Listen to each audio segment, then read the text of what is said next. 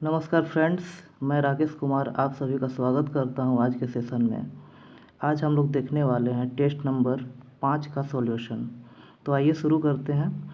यहाँ हम लोग केवल कैलकुलेटिव पार्ट को ही देखेंगे, बाकी जीके वगैरह वो आप खुद से ही कर सकते हैं। ठीक है, तो आइए शुरू करते हैं। देखिए यहाँ दूसरा नंबर क्वेश्चन है, ये साइंस का क्वेश्चन है। ठीक है, इसमें दे रहा है कि 5 मीटर पर सेकेंड की गति से आगे बढ़ रही m द्रव्यमान की वस्तु की गतिज ऊर्जा 25 जूल है। यदि इसकी गति को 2 गुना कर दिया जाए तो इसकी गतिज ऊर्जा कितनी होगी। ठीक है, तो यहाँ देखिए सबसे पहले तो यहाँ गतिज ऊर्जा कितना है, 25 जूल है। ठीक है, अब गतिज ऊर्जा बराबर क्या होता है, हाफ एम वी स्क्वायर होता है। एम हमको पता नहीं है तो एम निकालना होगा, इंटू वेग एम वी स्क्वायर होता है। तो वी कितना है, 5 है, तो 5 का स्क्वायर कितना हो जाएगा, 25 हो जाएगा। ये 25 ख़त्म हो जाएगा, तो यानी m का वैल्यू कितना हो जाएगा, 2। ठीक है, अभी तक हमको क्या निकल गया, m का वैल्यू 2 kg होगा। ठीक है, द्रव्यमान का kg होता है तो kg 2 kg हो गया। ठीक है, m तो हमको निकल गया। अब आगे बोलता है कि जब इसका गतिज इसका जब वेग को हम दुगना कर देते हैं, यानी 5 का जगह अगर हम 10 कर देंगे तो इसका गतिज ऊर्जा क्या होगा। तो देखिए गतिज ऊर्जा यानी काइनेटिक एनर्जी बराबर क्या होगा, अगर वेग को दुगना कर दिया जाए तो हाफ इंटू एम का वैल्यू निकाले 2 इंटू वेग कितना हो जाएगा, 10 हो जाएगा, तो 10 का स्क्वायर 100 हो जाएगा यहाँ पे। ठीक है, तो ये 2 से 2 खत्म, तो काइनेटिक एनर्जी कितना हो जाएगा, 100, और काइनेटिक एनर्जी को जूल से दिखाते हैं तो 100 जूल हो जाएगा। आंसर सही आंसर आपका। नेक्स्ट है क्वेश्चन नंबर 3। इसमें कह रहा है कि ए किसी काम को 6 दिन में कर सकता है, बी उसी काम को करने में 8 दिन का समय लेता है, और सी जो है ए और बी द्वारा साथ में किए गए मतलब समय का के बराबर समय लेता है। तो ए 6 दिन में कर सकता है और बी 8 दिन में कर सकता है, तो दोनों मिलाए कितने दिन में करेंगे, 6 इंटू 8, और दोनों को जोड़ देंगे 14, यानी कि 3 और यहाँ 2, यानी कि क्या हो गया, 24/7। तो यानी कि 24/7 दिन में सी जो है काम को करेगा, तो एक दिन में कितना काम करेगा, 7/24 काम करेगा। ठीक है, तो अब निकालना बोल रहा है कि बी और सी साथ में काम करें तो काम कितने दिन में पूरा होगा। ठीक है, तो देखिए बी एक दिन में 1/8 काम करेगा और सी एक दिन में 7/24 काम करेगा। ठीक है, तो एलसीएम हो जाएगा 24। ठीक है, और यहाँ हो जाएगा ऊपर में 10/24। ठीक है, यानी कि काट के आएगा क्या, 5/12। ठीक है, यानी कि 12/5, ये इसको पलट देंगे तो वो दिन में आ जाएगा, इतना दिन 12/5, यानी 20 सही आंसर हो जाएगा। Next question number 7। यहाँ बोल रहा है कि दिए गए कथनों और निष्कर्षों को ध्यान से पढ़ें और उस निष्कर्ष का चयन करें जो कथन का तर्कसंगत रूप से अनुसरण करता है। कहता है कि सभी पंखुड़ियाँ फूल हैं। ठीक है, ये मान लेते हैं पंखुड़ी है, इसके बारे में कह रहा है कि ये सारे के सारे पंखुड़ी क्या है, फूल है। ठीक है, उसके बाद कहता है कि सभी पंखुड़ियाँ पीली हैं। अब कह रहा है कि ये जो पंखुड़ी है ये सभी का सभी क्या है, पीला है, यानी येलो कलर का है। ठीक है, येलो कलर का है। अब कह रहा है कि सभी पीले जो फूल हैं, यानी ये जो सभी येलो हैं ये क्या है, फूल हैं। ठीक है, फूल हैं। ठीक है, यानी कि फाइनल फिगर यही बनेगा। ठीक है, ये नहीं बनेगा, तो यानी फाइनल फिगर ये बन गया। तो फिर से एक बार बना लेते हैं। सभी पंखुड़ियाँ क्या है, येलो है, और ये सभी येलो जो है वो क्या है, फूल है। ठीक है, तो अब देखिए निष्कर्ष बोल रहा है कि सभी फूल पीले हैं। देखिए फूल जो है यहाँ से ये पूरा बड़ा वाला सर्कल ये फूल का है। ठीक है, और ये सभी बड़े वाला सर्कल को बोलता है कि ये क्या है, पीले हैं। तो देखिए पीला तो सिर्फ ये इतना सा है, सभी तो पीला नहीं है, तो ये तो गलत हो जाएगा। ठीक है, उसके बाद कहता है कि सभी पीले पंखुड़ियाँ हैं। अब देखिए पीला पीला क्या है, ये येलो, ये सब ये पीला जो है ये इतना बड़ा, ये सभी का सभी पीले को क्या कह रहा है, ये पंखुड़ी बोल रहा है। पंखुड़ी तो इतना सही है, तो ये भी गलत हो जाएगा। तो यानी कोई भी निष्कर्ष यहाँ अनुसरण नहीं करता है, तो कौन सा आंसर हो जाएगा, ए नंबर आंसर हो जाएगा। कोई भी निष्कर्ष यहाँ अनुसरण नहीं करता है। ठीक है, नेक्स्ट क्वेश्चन नंबर 8। यहाँ कह रहा है कि 2 इनलेट पाइप हैं ए और बी, एक खाली टंकी को क्रमशः 22 और 33 घंटे में भर सकते हैं। ठीक है, तो मान लेते ए है और बी है, ये 2 पाइप है। ए 22 घंटे में भर सकता है और ये 33 घंटे में भर सकता है। अगर इसका हम एलसीएम निकालेंगे तो 66 हो जाएगा। ठीक है, तो इसका इफिशियंसी 3 आएगा और इसका एफिशिएंसी 2 आएगा। ठीक है, ये लोग दोनों मिलके 1 घंटा में कितना काम करेंगे, 5 यूनिट काम करेंगे। ठीक है, अब देखिए आगे क्या कर रहा है। उन्हें एक साथ खोला जाता है, लेकिन टंकी भरने से 3 घंटे पहले पाइप ए को बंद कर दिया जाता है। ठीक है, तो टंकी भरने में कुल कितना समय लगेगा ये आपको बताना है। ठीक है, तो देखिए यहाँ किसको बंद किया रहा है, ए को बंद कर दिया जा रहा है। ठीक है, तो ए 1 घंटा में कितना काम करता है, 3 यूनिट। ठीक है, और 3 घंटा पहले बंद किया गया है, यानी कि 9 यूनिट ये काम छोड़ चुका हो, काम नहीं किया होगा। ठीक है, तो कुछ नहीं करना है, टोटल काम 66 था, 66 में इस 9 को हमको जोड़ देना है। ठीक है, तो कितना हो जाएगा, 75। ठीक है, अब इसको हमको क्या करना है, ये लोग 1 घंटा में टोटल कितना काम करते हैं, 5 यूनिट, इससे डिवाइड कर देना है। ठीक है, तो 5 से डिवाइड करेंगे तो कितना आ जाएगा, 15। तो सीधा सा आंसर हो जाएगा बी नंबर 15। नेक्स्ट है क्वेश्चन नंबर 11। यहाँ आपको भिन्न आकृति को चुनना है। ठीक है, तो देखिए पहला ए जो आकृति है, ए में जो आकृति है त्रिभुज का है, और त्रिभुज के अंदर भी त्रिभुज ही है जो कि बोल्ड किया हुआ है। ठीक है, दूसरा आकृति देख रहे हैं तो उसमें भी एक वृत्त है, और वृत्त के अंदर वृत्त ही है और वो भी बोल्ड है। ठीक है, तीसरा आकृति देख रहे हैं तो उसमें चतुर्भुज दिया हुआ है, और चतुर्भुज के अंदर भी क्या है, चतुर्भुज ही है। ठीक है, और जब चौथा आकृति को देख रहे हैं तो जो बाहर आकृति है वो सेम आकृति अंदर नहीं है। ठीक है, अंदर में एक चतुर्भुज बनाया हुआ है। ठीक है, डी में, तो ये डी जो है ये अलग हो जाएगा। ठीक है, तो ये जो डी है ये सही ऑप्शन इसका डी हो जाएगा। अब देखिए नेक्स्ट है क्वेश्चन नंबर 12। इसमें बर्तन, फर्नीचर और कपड़े के लिए कौन सा आरेख बनेगा वो आपको बताना है। तो देखिए बर्तन अलग चीज़ है, फर्नीचर अलग चीज़ है, और कपड़े अलग चीज़ है। ठीक है, कोई भी बर्तन फर्नीचर नहीं हो सकता और कोई भी फर्नीचर कपड़ा नहीं हो सकता है, किसी इन तीनों में कोई रिलेशन ही नहीं है। ठीक है, तो इसका सही ऑप्शन क्या हो जाएगा, ये तीनों अलग अलग हैं, डी नंबर से इसका सही आंसर हो जाएगा। नेक्स्ट है क्वेश्चन नंबर 16। यहाँ बोल रहा है कि निम्न कथनों और निष्कर्षों को सावधानीपूर्वक पढ़ें और यह उनके आधार पर कथनों का तर्क संगत रूप से अनुसरण करने वाले निष्कर्षों को चुनें।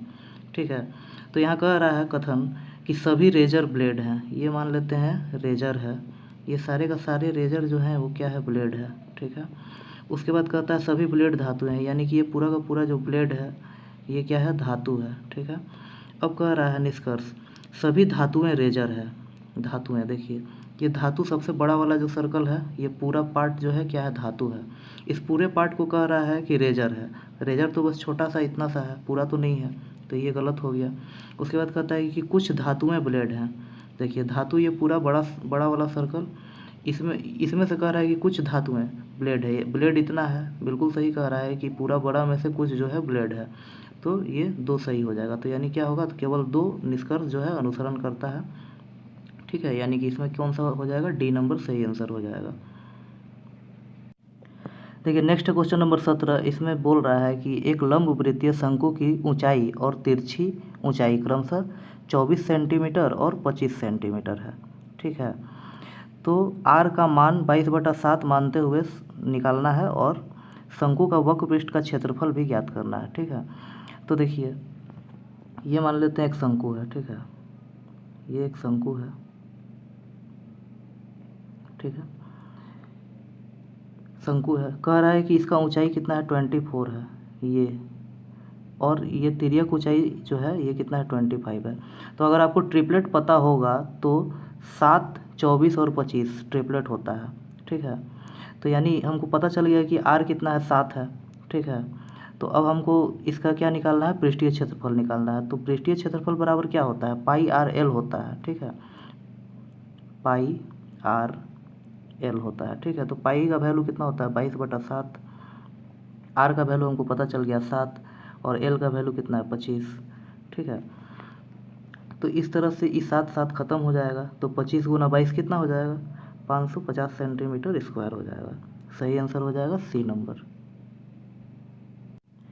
नेक्स्ट है क्वेश्चन नंबर 18। इसमें कुछ संख्याएं दी गई हैं, इसका हमको एलसीएम निकालना है। ठीक है, तो एलसीएम निकालना है, तो देखिए इसमें आप गुणनफल से भी देख सकते हैं। ठीक है, फैक्टर से भी देख सकते हैं, चेक कर सकते हैं।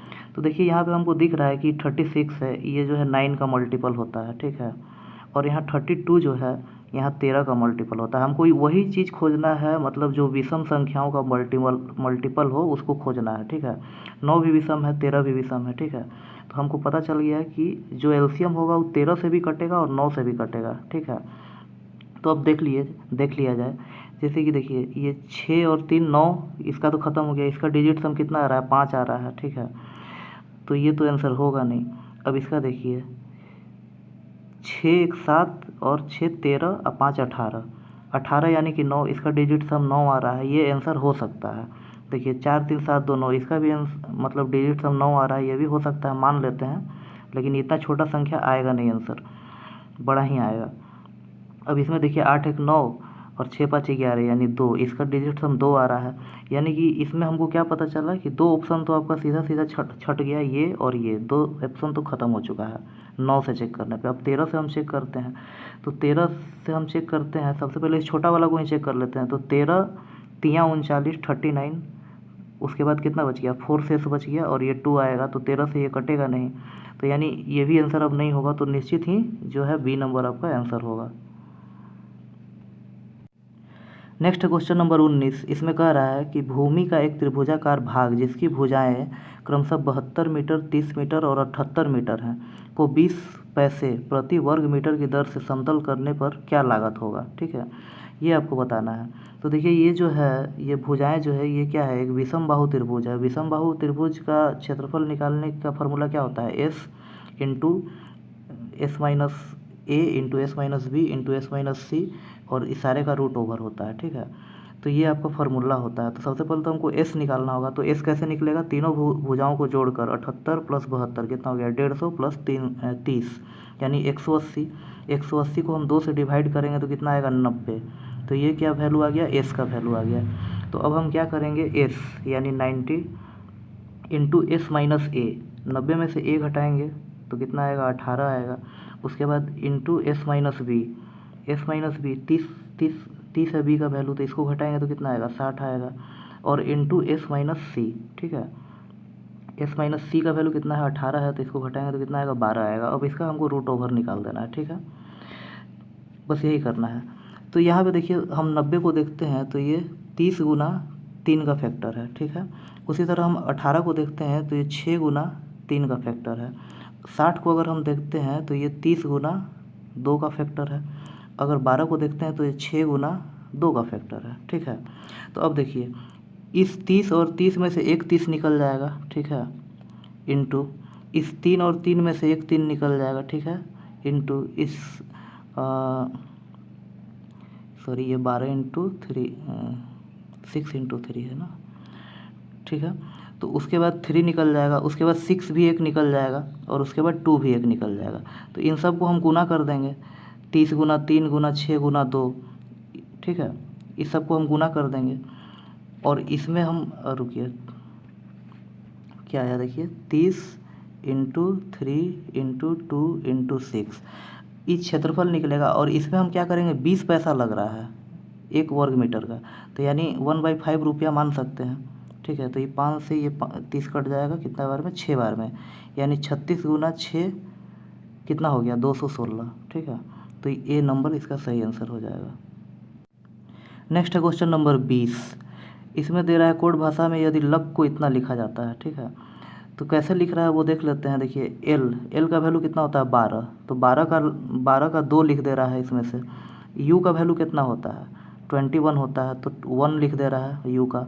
सी का वैल्यू 3 है तो 3 ही लिख रहा है। के का वैल्यू कितना होता है, 11 होता है, तो 11 का 1 लिख रहा है, ठीक है।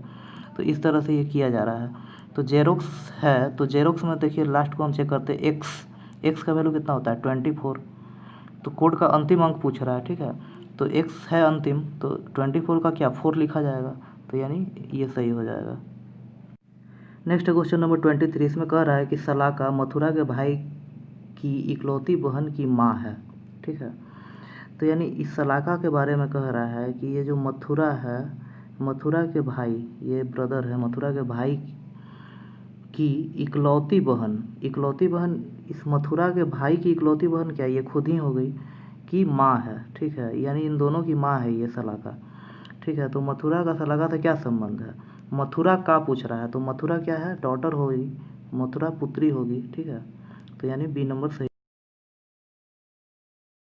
नेक्स्ट है क्वेश्चन नंबर 27। इसमें कह रहा है कि एक वर्गाकार पार्क जिसका किनारा 25 मीटर है और इसके केंद्र से गुजरने वाले 2.2 मीटर चौड़े 2 पथ हैं, ठीक है। 1 रुपया प्रति डेसीमीटर की लागत से पथों पर बजरी बिछाने के लिए कुल कितना खर्च होगा, ये आपको निकालना है, ठीक है। देखिए यहाँ डेसीमीटर में कोष्ट दे रहा है, तो इसलिए हम क्या करते हैं, सबको डेसीमीटर में ही चेंज कर देंगे। मीटर को डेसीमीटर में बदलने के लिए क्या करना होगा, हमको 10 से गुना करना होगा, ठीक है। तो ये मान लीजिए एक वर्गाकार पार्क है, ठीक है, ये पार्क है, इसके बीच में जो है 2.2 मीटर जो है चौड़ा रास्ता है, ठीक है, दोनों साइड से। तो ये रास्ता है, तो इस रास्ता पे ही हमको बजरी बिछाना है और इसी का हमको कोष्ट निकालना है। तो हमको रास्ता का एरिया हमको पता करना पड़ेगा, ठीक है। तो देखिए टोटल कितना है 250, 25 मीटर है, 10 से गुना कर देंगे, ठीक है। प्रत्येक किनारा 250 हो गया और ये जो रोड का चौड़ाई कितना हो जाएगा, 22 हो जाएगा, ठीक है। तो हमको पता है कि टोटल जो है 250 है और इसमें से 22 घटा देंगे तो कितना बचेगा, 128 बच गया। अब इस 128 में ये 2 वर्ग बना होगा इधर से और इधर से, ठीक है। तो यानी इसको 2 से डिवाइड कर देंगे तो कितना हो जाएगा, सॉरी 228 बचेगा, तो कितना हो जाएगा 114 हो जाएगा। यानी ये जो स्क्वायर बन रहा है, चार स्क्वायर बन रहा है, सभी का लंबाई चौड़ाई कितना है, 114 डेसीमीटर है, ठीक है। तो अब हम क्या करेंगे, इस टोटल का एरिया में से हम क्या करेंगे, इस चारों का एरिया को घटा देंगे अगर, तो क्या मेरा आंसर आ जाएगा, इसका क्षेत्रफल आ जाएगा और उसको 1 से गुना कर देंगे तो आंसर आ जाएगा, कोष्ट आ जाएगा, ठीक है। तो हम क्या करते हैं, यानी कि टोटल 250 का स्क्वायर कितना हो जाएगा, 62,500 हो जाएगा। इसमें से हमको क्या करना होगा, उसका हमको जो 114 आया था, 114 का स्क्वायर कितना हो जाएगा, 12996। ये एक चतुर्भुज का क्षेत्रफल निकलेगा, इसको 4 से गुना कर देंगे, तो 4 से गुना कर देंगे तो कितना हो जाएगा, 51948, ठीक है। इसको इसमें से हम घटा देंगे, ठीक है, तो घटा देंगे तो 10,516, ये आंसर इसका सही आ जाएगा। Next question number 28। यहाँ भिन्न आकृति चुनना है, ठीक है। तो देखिए इसमें तीर का निशान दे रहा है, इसमें भी है, इसमें भी है, इसमें भी है, ये तीर का निशान सभी में है और एक निशान कुछ इस तरह का है, ठीक है। अब ये निशान देखिए, इसमें है, इसमें भी है, इसमें भी है, लेकिन इसमें पूरा नहीं बन रहा है, ठीक है। तो ए जो है वो यहाँ पे भिन्न हो जाएगा। Next question number 29। यहाँ बोल रहा है कि यदि कुल 120 मिलियन इकाइयाँ बेची गई हैं तो कर्नाटक क्षेत्र में कुल कितनी इकाइयाँ बेची गई हैं, ये आपको बताना है। तो देखिए कर्नाटक में 40%, तो 120 का 40% कितना हो जाएगा, 48 हो जाएगा, ठीक है। तो सही आंसर क्या हो जाएगा, 48 मिलियन, ये आंसर हो जाएगा। Next question number 30। यहाँ इसको सरल करना है, ठीक है। तो देखते हैं 3.6, पहले इसको सॉल्व करते हैं तो कितना आ जाएगा, दोनों को जोड़ देंगे तो 10 आ जाएगा। फिर इंटू है तो इंटू, फिर इतना में से इसको घटाएंगे, 3.6 में से 6.4 घटाएंगे तो कितना आएगा, -2.8। इन दोनों को गुना करना है, ठीक है। फिर आगे है माइनस, फिर उसके बाद इसमें से घटाएंगे 3.6 में से 6.4 तो फिर आ जाएगा 2.8, लेकिन 2.8 का क्या हो जाएगा, स्क्वायर हो जाएगा, ये माइनस में है, ठीक है। तो अब सॉल्व करेंगे तो यहाँ कितना हो जाएगा, -28 और यहाँ पे क्या हो जाएगा, -7.84, ठीक है। दोनों को जोड़ देंगे तो 35.84, -35.84 सही आंसर होगा। Next question number 31। इसमें कह रहा है कि सभी वर्ष जो है दिनांक हैं, ठीक है। सभी वर्ष यानी ईयर, ये जो सारे का सारे ईयर हैं वो क्या है, दिनांक है, ठीक है, दिनांक है। और कहता है कोई भी दिनांक दिन नहीं है, यानी कि दिन जो है कोई भी दिनांक दिन नहीं है, दिन अलग है, ठीक है। अब बोल रहा है निष्कर्ष, कुछ वर्ष दिन है। देखिए ये वर्ष यहाँ पे है और दिन यहाँ पे है, दोनों में कोई संबंध नहीं है, तो ये गलत है। उसके बाद कहता है कोई भी दिन दिनांक नहीं है, तो ये देखिए ये है दिनांक और ये है दिन, कोई भी दिन दिनांक नहीं है, ये बिल्कुल सही बोल रहा है, दोनों अलग अलग हैं, तो बी नंबर सही हो जाएगा, यानी केवल 2 निष्कर्ष फॉलो करता है। देखिए नेक्स्ट है क्वेश्चन नंबर 38। इसमें बोल रहा है कि एक चित्र दिया गया है, इस चित्र का हमको दर्पण प्रतिबिंब बताना है, ठीक है। मान लीजिए यहाँ पे अगर दर्पण है, ठीक है, ठीक है। दर्पण अगर यहाँ पे है तो ये प्रतिबिंब कैसा बनेगा, देखिए दर्पण के सामने जो सामने है वो सामने रहता है, जैसे कि दर्पण से ये जो गोल वाला है ये दूर है, तो यहाँ भी दूर बनेगा, यहाँ पे बनेगा, ठीक है। तो अब देख लीजिए इस तरह का फिगर कौन सा होगा, तो इस तरह का फिगर हमको डी में दिख रहा है, डी नंबर, यानी ये डी जो है सही होगा, ठीक है। Next question number 39। यहाँ देखिए ये एक फिगर दिया हुआ है, ठीक है। इसका ये किस में सन्निहित है वो आपको बताना है, ठीक है। तो यहाँ देखने से सी लग रहा है, लेकिन सी में नहीं होगा, क्योंकि यहाँ से देखिए इसका ये स्ट्रेट लाइन गया हुआ है, लेकिन यहाँ से ये ऐसे घूम जा रहा है, ठीक है। तो ये सी तो होगा नहीं, तो और कौन सा होगा, तो इसका कौन सा आंसर होगा, इसका सही आंसर ए होगा, ठीक है। ए होगा, यहाँ तो साफ से पता नहीं चल रहा है, लेकिन इसका सही आंसर ए होगा, इस ए में सन्निहित होगा। नेक्स्ट क्वेश्चन नंबर 41 कह रहा है कि 1 बिलियन है 320 ग्राम का, ठीक है। 31 ग्राम नमक है, बिलियन में जल है, सॉरी जल जो है 320 ग्राम है और नमक 31 ग्राम है। तो बिलियन का सांद्रता निकालना है। देखिए 31 ग्राम है और टोटल बिलियन कितना हो जाएगा, ये दोनों को जोड़ देंगे तो 351, इसको परसेंटेज निकाल देंगे, ठीक है। तो इसका परसेंटेज आ जाएगा 8.83 लगभग, ठीक है। ये सही आंसर हो जाएगा। नेक्स्ट क्वेश्चन नंबर 42, इसमें कह रहा है कि 63,368 को पूर्ण वर्ग बनाने के लिए किस छोटी से छोटी संख्या से गुना करना होगा, ठीक है। तो ऐसा करते हैं, हम इसका फैक्टर करते हैं, ठीक है। फैक्टर करने से ही पता चलेगा कि क्या होगा। देखिए 6 3 3 6 8 है। अगर इसको हम फैक्टर करते हैं तो सबसे पहले 2 से होगा, ठीक है। 2 से होगा तो कितना हो जाएगा, 3 1 6 8 4, फिर 2 से जाएगा, फिर 2 से जाएगा तो कितना हो जाएगा, 1 5 8 4 2, ठीक है। फिर से 2 से जाएगा, 2 से जाएगा तो क्या आ जाएगा, फिर 7 9 2 1। अब देखिए ये 7 9 2 1 जो है ये किसका स्क्वायर होता है, 89 का, 89 का स्क्वायर होता है, ठीक है। तो यानी ये 89 से कटेगा तो फिर 89 बार में जाएगा, यानी 89 का जोड़ा मिल गया, ये 2 2 का जोड़ा मिल गया, 1 2 का और जोड़ा चाहिए, यानी कि 2 सही आंसर होगा।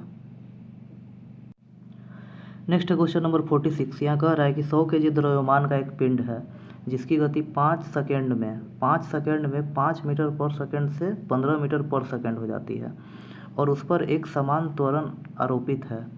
पिंड पर आरोपित बल की गणना करना है, ठीक है। तो बल बराबर क्या होता है, द्रव्यमान गुना त्वरण होता है, ठीक है। द्रव्यमान तो दिया है लेकिन त्वरण नहीं दिया है, तो सबसे पहले हमको त्वरण निकालना होगा, ठीक है। तो त्वरण बराबर क्या होता है, प्रारंभिक वेग, सॉरी अंतिम वेग में से हम प्रारंभिक वेग को घटा देते हैं, ठीक है, और उसमें समय से भाग दे देते हैं। तो देखिए यहाँ अंतिम वेग क्या हो जा रहा है, 5, प्रारंभिक वेग 5 है और अंतिम वेग कितना हो जा रहा है, 15 हो जा रहा है। यानी 15 में से हम क्या करेंगे, 5 को घटाएंगे और समय कितना ले रहा है, 5 सेकेंड ले रहा है, तो इसको 5 से डिवाइड कर देंगे तो कितना आ जाएगा, इसमें से 5 घटेगा तो 10 आएगा, 5 से डिवाइड करेंगे तो 2 आ जाएगा, ठीक है। यानी क्या आ गया, त्वरण आ गया 2 मीटर पर सेकेंड, ठीक है। अब हमको बल निकालना है, तो बल बराबर क्या होता है, द्रव्यमान गुना त्वरण। तो द्रव्यमान कितना है, 100 kg इंटू त्वरण कितना निकाले, 2, तो कितना हो जाएगा, 200 हो जाएगा। और बल का मात्रक क्या होता है, न्यूटन होता है, तो 200 न्यूटन हो जाएगा, डी नंबर सही आंसर हो जाएगा। नेक्स्ट क्वेश्चन नंबर 47 कह रहा है, निम्न कथन और तर्कों को पढ़ें और तय करें कि कथन के संबंध में कौन सा तर्क सशक्त है। देखिए कथन कह रहा है कि ग्रामीण गरीब कृषकों को उर्वरकों पर सब्सिडी दी जानी चाहिए। बस कथन इतना ही कह रहा है कि जो भी गरीब कृषक हैं उनको उर्वरकों पर सब्सिडी दी जानी चाहिए। अब तर्क क्या निकल रहा है, देखिए पहला तर्क कहता है कि हाँ इससे राष्ट्र के अन्नदाता की आय में सुधार होता है, ठीक है।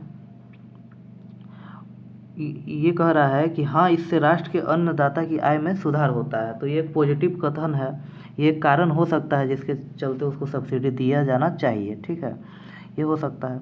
उसके बाद कह रहा है नहीं यह जनता के पैसों की बर्बादी है, ये नेगेटिव बोल रहा है, ठीक है, तो ये गलत है, ठीक है, तो यानी पहला ही जो है वो सही होगा। नेक्स्ट है क्वेश्चन नंबर 50। इसमें कह रहा है नीचे दिए हुए कथन से संबंधित दो धारणाएं 1 और 2 दी गई है।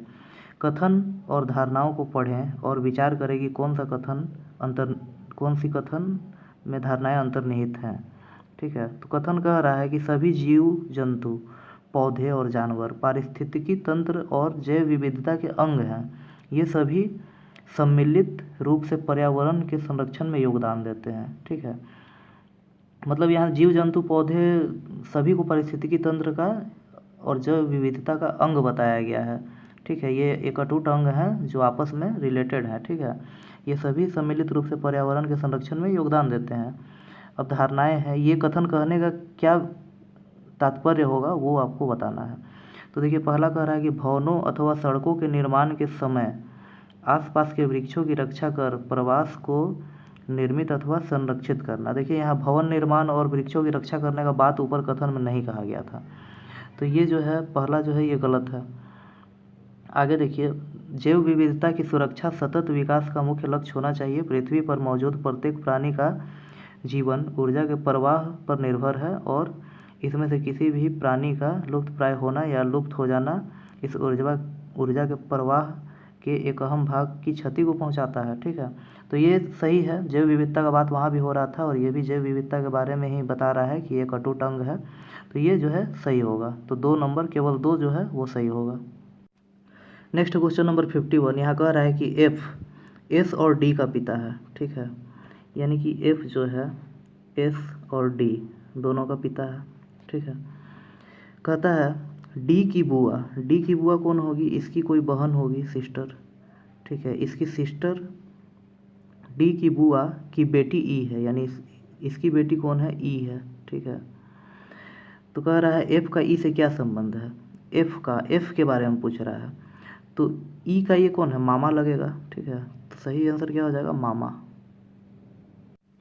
नेक्स्ट क्वेश्चन नंबर 53 कह रहा है कि किसी तत्व के समस्थानिक की द्रव्यमान संख्या कितना है? 298 है, ठीक है। इसके नाभिक में न्यूट्रॉन की संख्या 189 है, तो इसके परमाणु संख्या क्या होगा? देखिए परमाणु संख्या या प्रोटॉन की संख्या या इलेक्ट्रॉन की संख्या,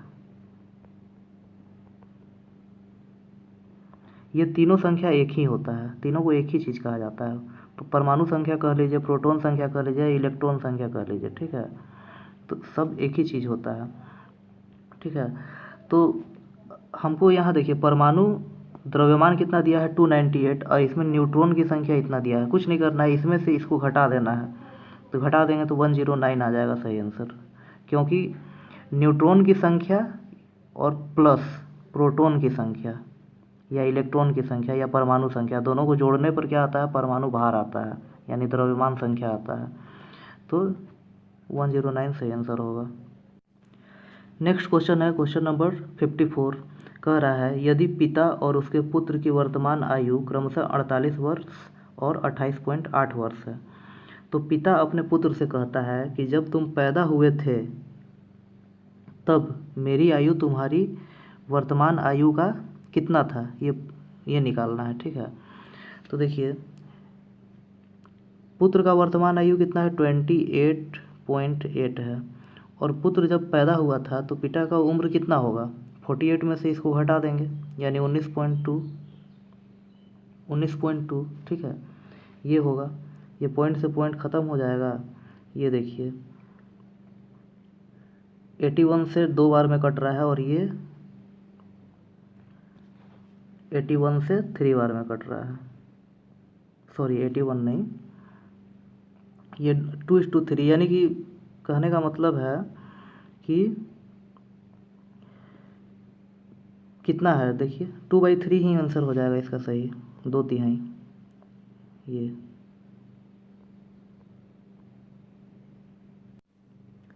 नेक्स्ट क्वेश्चन नंबर 56 कह रहा है प्रत्येक माह कृतिका अपनी आय का 30% घर के किराए पर और शेष का 60% घरेलू व्यय पर खर्च करती है। अगर मान लेते हैं 100 रुपया वो कमाती है तो 30% घर पे यानी 30 रुपया खर्च कर जाती है, बाकी कितना बच जाता है 70। 70 का 60% यानी 7×42 42, तो कितना हो गया 72। बच कितना गया उसके पास 28, ठीक है 28 रुपया उसके पास बच गया। यदि वह प्रत्येक माह 6300 रुपया की बचत करती है तो, लेकिन देखिए हम कितना बचा रहे थे 28 बराबर 6300 दिया हुआ है, ठीक है। तो यानी 7 9 63, ठीक है, और 7 चौका 28, यहाँ 125 9 कितना हो गया 225, यानी ये हो जाएगा सही आंसर बी।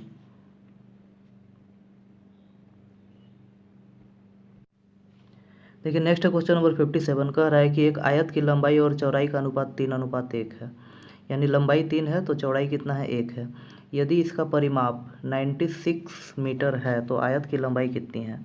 देखिए आपको पता है परिमाप बराबर क्या होता है, 2 इंटू लंबाई प्लस चौड़ाई, ये होता है ना।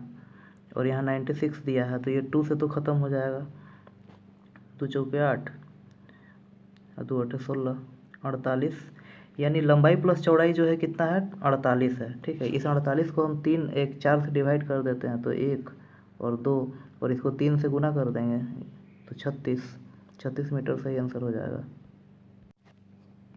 नेक्स्ट क्वेश्चन नंबर 59 कह रहा है कि अर्धवार्षिक रूप से चक्रवृद्धि ब्याज से 80,000 रुपये के 2 वर्ष बाद 20% की वार्षिक दर से कितने रुपए हो जाएंगे, ठीक है। तो यहाँ देखिए अर्धवार्षिक ब्याज लगता है, ब्याज क्या लगता है अर्धवार्षिक लगता है, और रेट कितना है 20% वार्षिक दिया है। इसका मतलब क्या है कि 10% प्रति छमाही होगा, ठीक है, यानी कि रेट हमको पता चल गया कितना होगा 10% हो गया। अब हमको समय देखना है, तो समय देखिए 2 वर्ष यहाँ पे दिया है लेकिन छमाही कैलकुलेट करना है तो 4 हो जाएगा समय, तो यानी 4 वर्ष हम मान लेते हैं और 10% जो है रेट मान लेते हैं, ठीक है।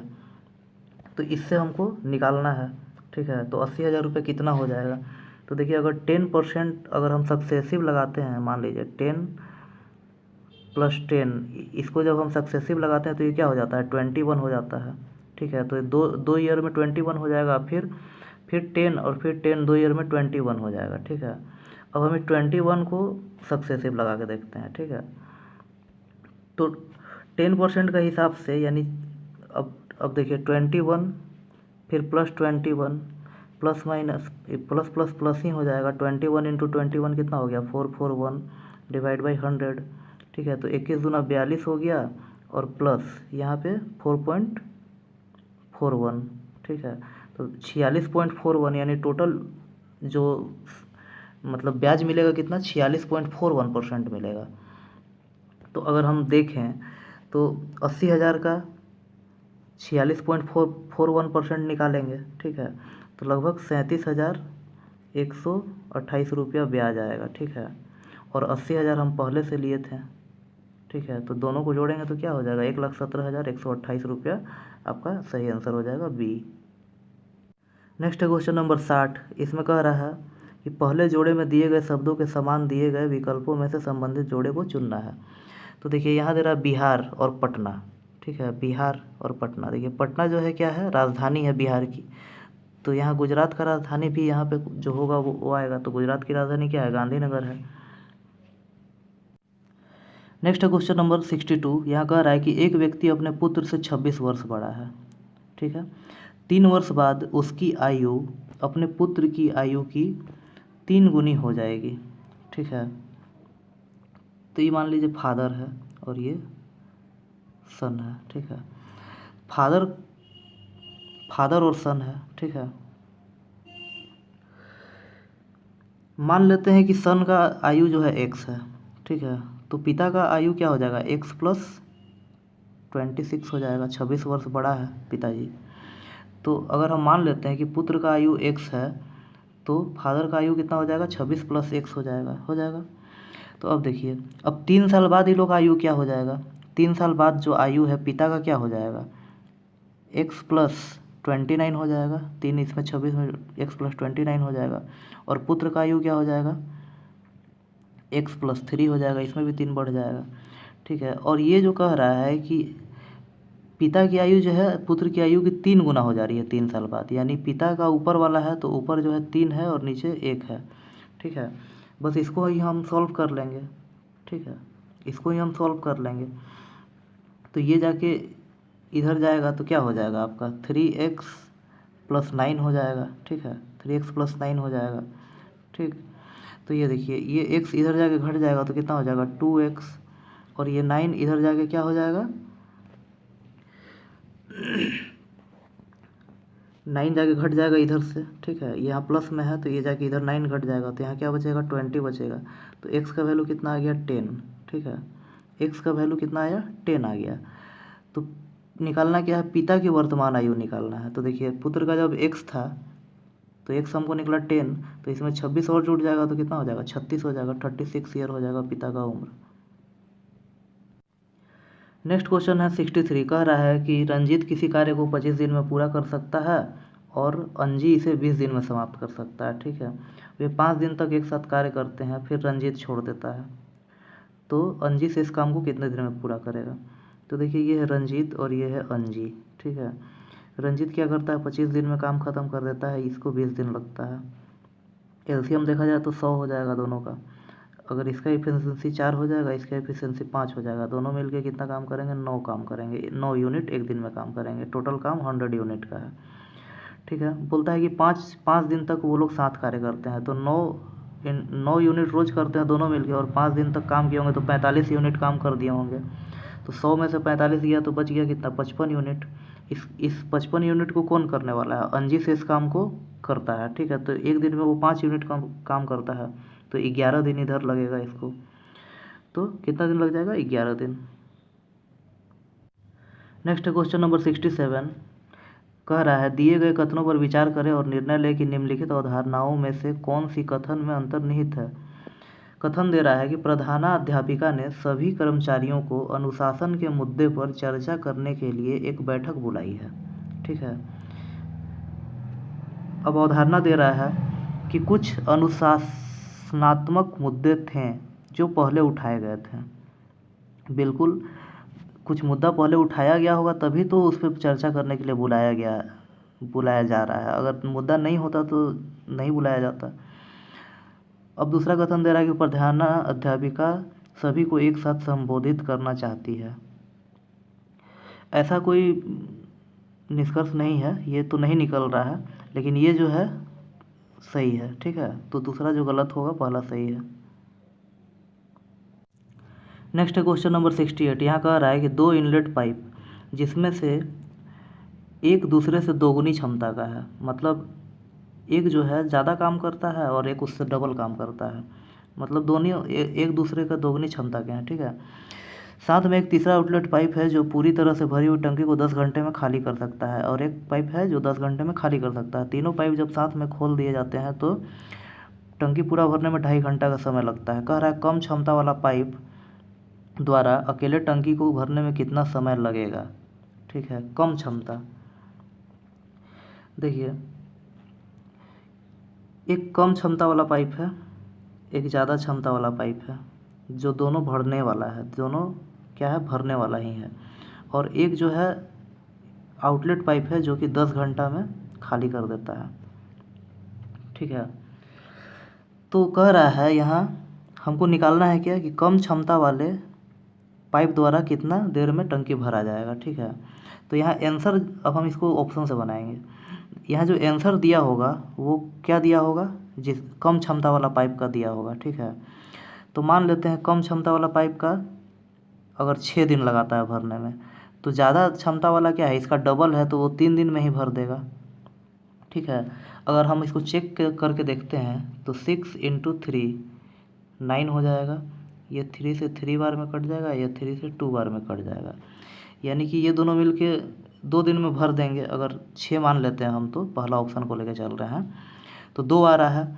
तो अब आगे क्या होगा, अब 2 गुना, अब खाली करने वाला को भी इसमें मिला देते हैं, तो 2 × 10 हो जाएगा, और खाली कर रहा है तो इसमें से घट जाएगा 8 हो जाएगा, तो ये क्या हो गया 4, और ये क्या हो गया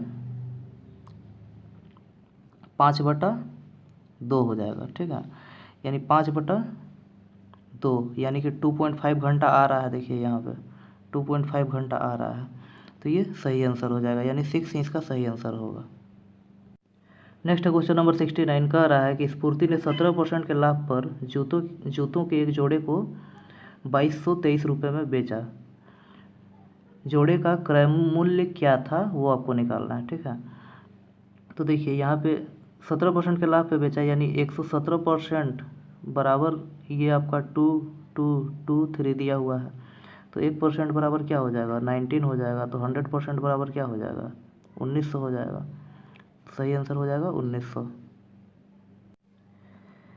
यहाँ अगला आकृति क्या होगा नेक्स्ट क्वेश्चन नंबर 71 में, वो बताना है। तो देखिए सबसे पहला जो इस कॉलम में देखते हैं, तो बीच में जो है क्रॉस किया हुआ है सभी में, ठीक है। अगर सेकेंड में देखते हैं तो सभी में प्लस किया हुआ है, ठीक है। और अगर थर्ड में देखते हैं तो सभी में एक खड़ा लाइन दिया हुआ है। तो आंसर जो होगा वो खड़ा लाइन वाला ही होगा, ये नहीं होगा। ये बाकी 3 बच गए, 3 हो सकते हैं, ठीक है। अब देखिए चतुर्भुज है, सर्कल है और त्रिभुज है। अगला बार क्या हो रहा है कि ये सेकेंड वाला को फर्स्ट कर दिया गया है, थर्ड वाला को सेकेंड कर दिया गया है, ठीक है। और ये आगे आ गया है, तो फिर यहाँ क्या किया है, त्रिभुज को देखिए फर्स्ट कर दिया गया है, तो ये वाला को यहाँ कर दिया गया है। तो आगे क्या होगा, सर्कल होगा। तो सर्कल होगा, यानी कि सी नंबर होगा सही आंसर। नेक्स्ट है क्वेश्चन नंबर 72। यहाँ कह रहा है कि टोटल अगर 1,20,000 है तो बी में कुल कितने बच्चों का टीकाकरण हुआ है ये निकालना है। अगर कुल इतना लोगों का टीका मतलब 1,20,000 लोगों का टीकाकरण अगर हुआ है तो बी में पूछ रहा है। तो देखिए ये है बी में दिख रहा है यहाँ पे 30%। तो 1,20,000 का 30% कितना हो जाएगा, 36,000। तो यानी कौन सा हो जाएगा, सी नंबर सही हो जाएगा 36,000। नेक्स्ट क्वेश्चन नंबर 73 कह रहा है कि एक खिलौने को 1125 रुपये में खरीद कर 16% की हानि पर बेचा गया है।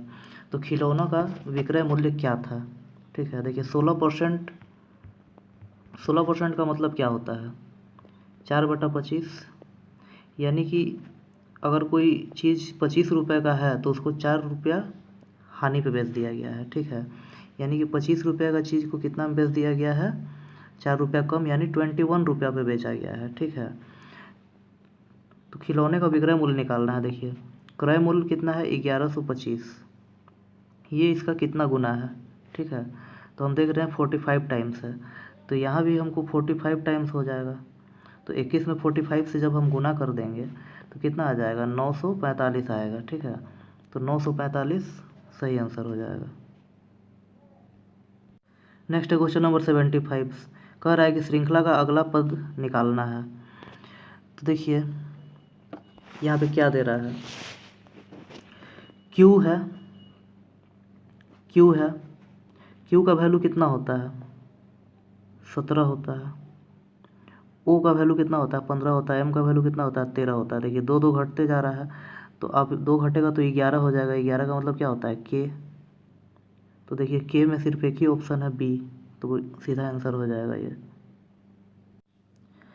नेक्स्ट क्वेश्चन नंबर 76 यहाँ दे रहा है कि 12 व्यक्तियों द्वारा स्कोर किए गए पॉइंट्स, 12 व्यक्तियों द्वारा, ठीक है। टोटल कितना नंबर है, 12, ठीक है। इनका पॉइंट्स दिया गया है और कह रहा है कि इनका माध्यिका निकालना है, ठीक है। तो माध्यिका क्या होता है, ठीक बीच वाले को कहते हैं, बीच वाले को। जैसे कि यहाँ पे 12 टोटल है, तो बीच में क्या होगा, 6 इधर होंगे और 6 इधर होंगे, ठीक है। तो यानी छठा और यहाँ सातवां, ये दोनों जो होगा, जो टर्म होगा, छठा और सातवें टर्म को जोड़कर 2 से भाग दे देंगे तो वो आंसर होगा, ठीक है। तो हम देखते हैं कि यहाँ छठा और सातवां निकल कौन सा रहा है। तो देखिए 6 छोटा से बड़ा की तरफ अरेंज करते हैं। 6 है, ये 1 हो गया। 6 के बाद क्या है, 8 है, ये 2 हो गया, ठीक है। उसके बाद ये 3 हो गया, 9, और ये 9, 3 4 हो गया। उसके बाद 9 के बाद क्या है, फिर ये आपका 10 हो जाएगा, ये 5 हो गया। तो यानी छठा टर्म क्या निकल रहा है, 11, और सातवां टर्म निकल रहा है 12। दोनों को जोड़ देंगे कितना हो गया, 23 डिवाइड बाई 2 करेंगे तो कितना हो जाएगा, 11.5। ए नंबर सही आंसर हो जाएगा। नेक्स्ट क्वेश्चन नंबर 79 यहाँ देखिए लेग का डांस है, लेग का डांस है, तो टैल टैल का क्या हो जाएगा, स्विंग हो जाएगा। नेक्स्ट है क्वेश्चन नंबर 80। इसमें कह रहा है कि दर्पण में देखने पर 8:30 बजे का समय कैसा दिखेगा, मतलब कितना बजेगा। अगर दर्पण में, अगर ओरिजिनली में 8:30 बज रहा है, अगर उसको हम दर्पण में देखें तो कितना बजा हुआ दिखेगा। ठीक है, तो एक हम घड़ी बनाते हैं। यहाँ ये है घड़ी मान लीजिए। ठीक है, यहाँ 12 है, यहाँ 6 है, यहाँ 3 है, यहाँ 9 है, यहाँ 8 है, यहाँ 7 है, यहाँ 5 है और यहाँ 4 है। ठीक है, तो जब 8:30 बजेगा तो कांटा कहाँ होगा, कुछ इस तरह से होगा। ठीक है, एक यहाँ होगा और ये 8 और 9 के बीच में होगा। ठीक है, तो जब हम दर्पण में देखेंगे तो क्या होगा, इसका ये तो सेम ही जगह पे रहेगा, लेकिन यहाँ देखिए एक और दो के बाद तीसरा के बीच में है, तो यहाँ 1 और 2 4, ठीक है, यानी कि यहाँ पे बीच में आ जाएगा लगभग। ठीक है, तो क्या पता चल रहा है, 3 के बाद दिख रहा है तो हम 3.5 मान लेंगे, तो 3.5 हम लोग को सही आंसर हो जाएगा यहाँ।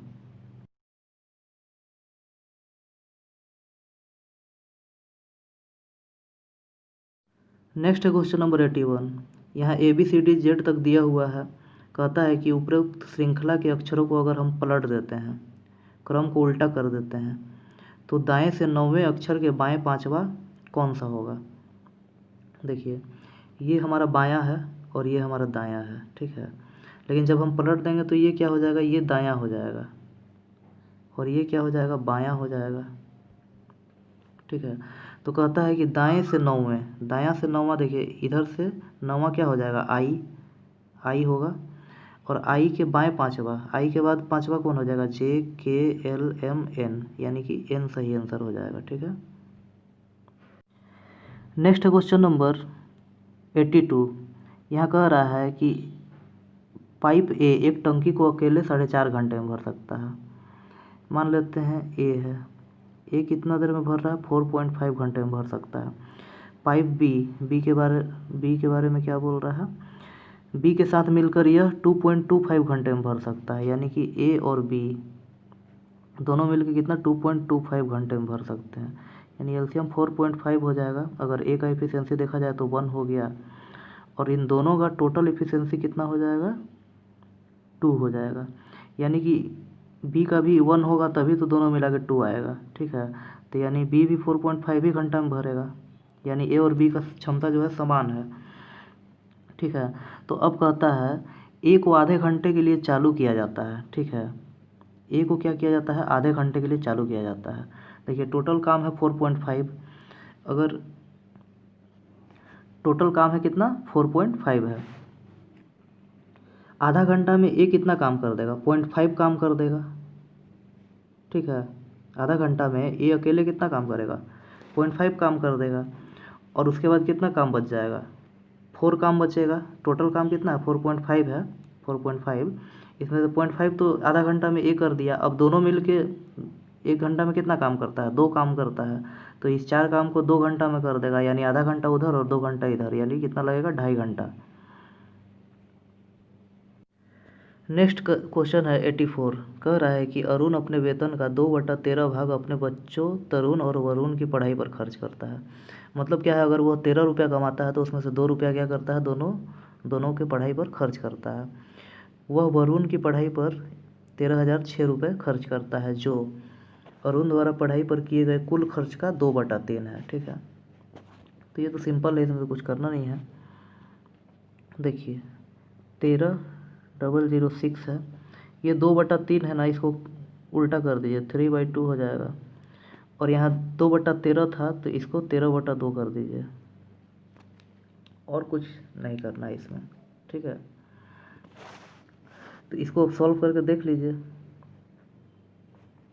कितना हो जाएगा, 2 से कटेगा, 2 छक 12, 2 पचे 10, 0 3। ठीक है, यानी पॉइंट में आंसर आएगा। ठीक है, तो अब इसको गुना करके देख लीजिएगा, आपका आंसर आ जाएगा 1,26,808.5, सही आंसर आएगा। Next question number 86। यहाँ बोल रहा है कि ये जो फिगर है ये चारों में से किसके मिश्रण से बनाया गया है। तो देखिए ये और ये इसी दोनों के मिश्रण से बनाया गया है। एक ऐसे लिया गया और फिर इसको ऐसे मिला दिया गया, ठीक है, और ये जो है बीच में है ये वाला। तो ये दोनों फिगर के मिश्रण से ये आंसर बनाया गया है। तो यानी कौन सा हो जाएगा, बी और सी। देखिए नेक्स्ट है क्वेश्चन नंबर 91। यहाँ कह रहा है एक व्यक्ति 3,70,000 रुपये को 3 अलग अलग हिस्सों में 3 बैंकों में जमा करता है, जिन पर उसे क्रमशः 4%, 5% और 6% का ब्याज प्राप्त होता है। ठीक है, वर्ष के अंत में सभी बैंकों द्वारा प्राप्त ब्याज समान था। उसके उन तीनों बैंकों में कितने कितने रुपए जमा कराएं ये आपको बताना है।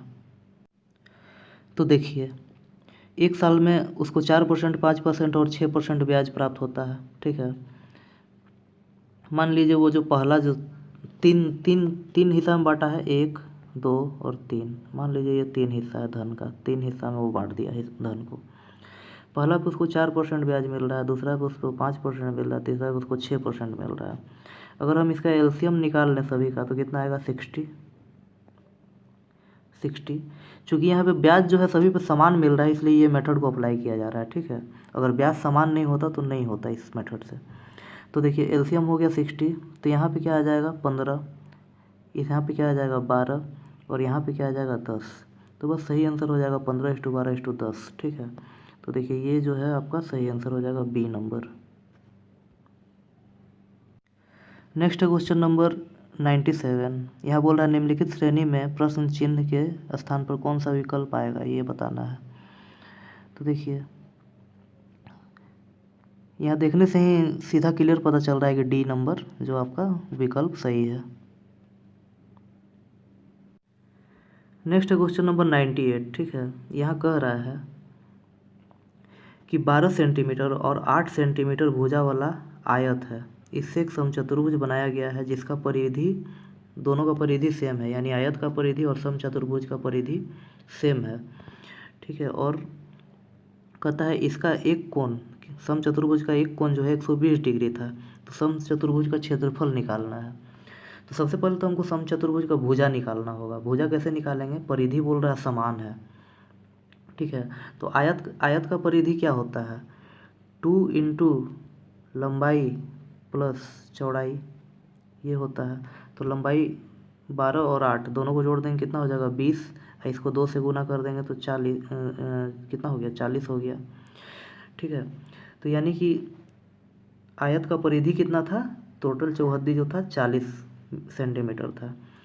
तो आपका जो समचतुर्भुज है उसका भी परिधि कितना है, 40 ही होगा, क्योंकि क्वेश्चन में ही बोला है दोनों का परिधि बराबर है। तो अब हम जानते हैं कि समचतुर्भुज का जो है प्रत्येक भुजा जो है बराबर बराबर होता है। तो यानी कोई भी चतुर्भुज में 4 भुजा होता है तो इसको 4 से हम डिवाइड कर देंगे तो 10 आ रहा है। यानी कि हम क्या समझ में आया हमको कि एक भुजा जो है समचतुर्भुज का 10 सेंटीमीटर है। ठीक है, अब देखिए हम समचतुर्भुज बनाते हैं। समचतुर्भुज कुछ इस तरह से होता है, थोड़ा तिरछा बनता है, लेकिन भुजाएं सारी बराबर होती हैं। ठीक है, अब कह रहा है मान लीजिए ये कोण जो है 120 डिग्री है। ठीक है, तो ये भी 120 डिग्री होगा, और ये क्या है 60 डिग्री है, तो ये भी 60 डिग्री होगा।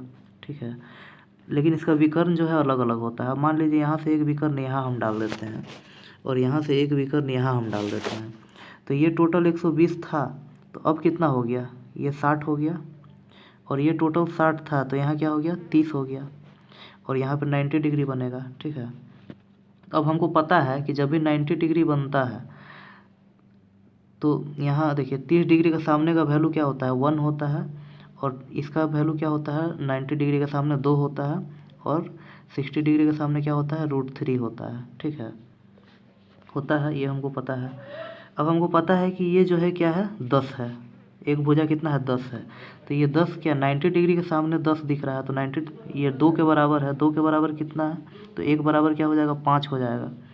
यानी ये जो यहाँ से यहाँ तक है ये क्या हो जाएगा 5 हो जाएगा, और ये पूरा विकर्ण क्या हो जाएगा 10 हो जाएगा। ठीक, तो एक विकर्ण 10 आ गया। अब ये जब 5 है तो ये क्या हो जाएगा, ये 5√3 हो जाएगा। तो यानी ये 5√3 हुआ यहाँ से यहाँ तक, और फिर यहाँ से यहाँ तक 5√3 हो गया। तो क्या हो गया, टोटल कितना हो गया, 10√3 हो गया। यानी कि एक विकर्ण आया 10 और एक विकर्ण आया 10√3। ठीक है, तो समचतुर्भुज का क्षेत्रफल क्या होगा, हाफ इंटू विकर्णों का गुणनफल, क्षेत्रफल यही होगा। तो 1/2 इंटू एक विकर्ण कितना है 10, इंटू एक विकर्ण कितना है 10√3। ठीक है, तो ये 2 से ये 5 बार में कट गया तो कितना हो गया 50√3, यानी कि सी नंबर सही आंसर हो जाएगा आपका। वीडियो को देखने के लिए आप सभी दोस्तों का धन्यवाद। अगर वीडियो पसंद आए तो इसे लाइक एंड सब्सक्राइब करें, और जितना ज़्यादा हो सके शेयर करें ताकि नए नए लोग इसे देख सकें। ठीक है,